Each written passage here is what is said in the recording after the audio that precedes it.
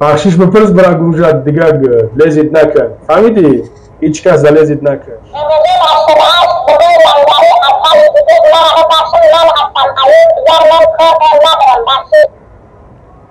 این است برادر عزیز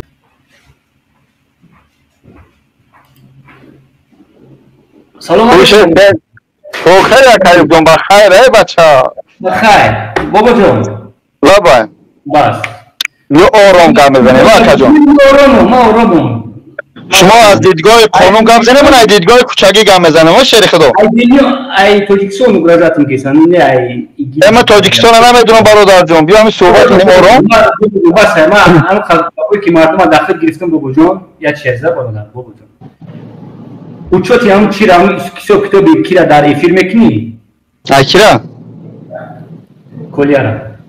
kolyara de video şamun damal bamca bibin aymen ay tumam şamun ebroya çan kadzaştagi çan qasman kagin ami budro pam do mardum eshom meti oxa ki dajdas chegna dorum da khuna khadam biya sohbat kanim sheikh ro çek dar kodesh bobojon çek dar kodesh bobojon xo'p bagana chegom 3 million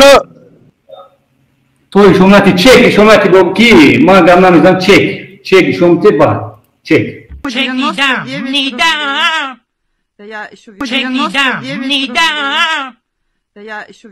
سلام علیکم هموطنان عزیز امروز 2/5/2024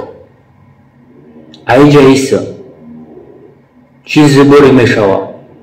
در تریتوری روسیه فدراسیون ای در جمهوری تاجیکستان فقط یک نمره کارتا در لبوی پستی و بلندی از این کارتا استفاده میبریم ما دیگه نمیگذاریم که یک شهروند جمهوری تاجیکستان سرش خام باشد ما امروز میون سخت بستیم ایجا ما خستیم ما باید یک جویا شیم یک جویا ما در امروز صدها ادوکات در کار است امروز ما باید صدها شهروندان جمهوری تاجیکستان روی کنیم این روزا میگذره این ویدیو براشین را نصیب باشه یعنی سال پس در کانال باباجان 88 اگر بابای لنگریانی در کنارش با من خیلی خوب می شود من در نظرات خود می گیرم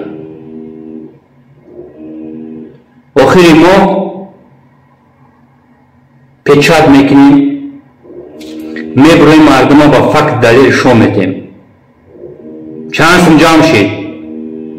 دیجور اسکوت کردیم و حکومت جمهوری تاجیکستان پاپکا کده روی میکنیم بیاین دوستان عزیز امروز یک جویا شیم